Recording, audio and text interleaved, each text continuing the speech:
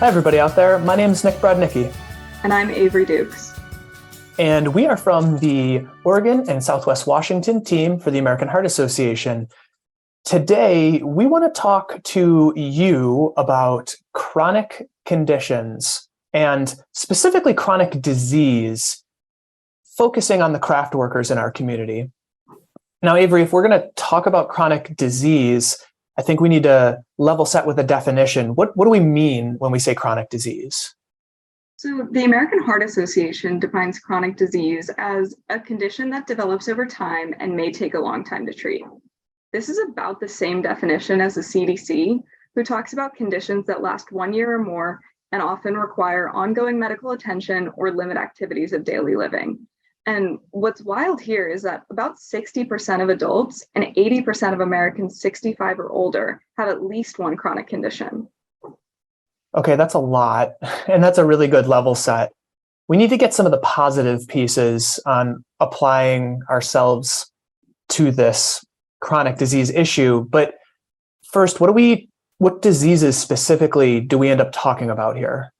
Yeah, that's a great question. So some of the chronic diseases are hypertension, which is high blood pressure, high cholesterol, arthritis, heart disease and heart failure, diabetes, chronic kidney disease, and even depression.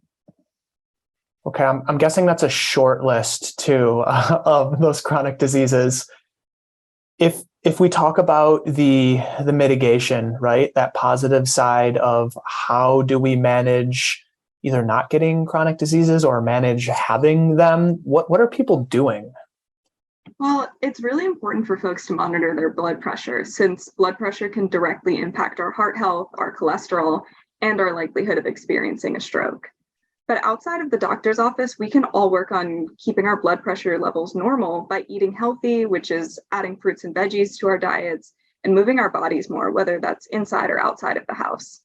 And the last one, and a big one for me, is sleeping. A lack of sleep actually puts you at a higher risk for coronary heart disease. But I also want to add that there is a genetic factor to many of these conditions, but that doesn't mean that we can't minimize the risk we have of feeling the effects in our daily lives. Well, I gotta say, if you're in the craft, you're in the field, moving your body is happening. Hopefully that lunch pail has got a few extra of those fruits and veggies, right? There's definitely been some blood pressure checks at times. The sleep might be harder, but sleep is good. So I'm guessing if we're doing these things, we can be keeping our bodies healthy no matter our weight. And that's going to help keep cholesterol levels in check, and it's probably going to lower our risk of diabetes as an example. Would you agree with that? Absolutely. Okay. I'm feeling good about what a lot of our friends in the field might be able to do or are already doing. What might we want to avoid if we're talking about chronic disease? Well, the AHA wants you to avoid smoking or chewing tobacco, eating overly processed foods, excessive alcohol use, and it's also important to remember that moderation and variation are key.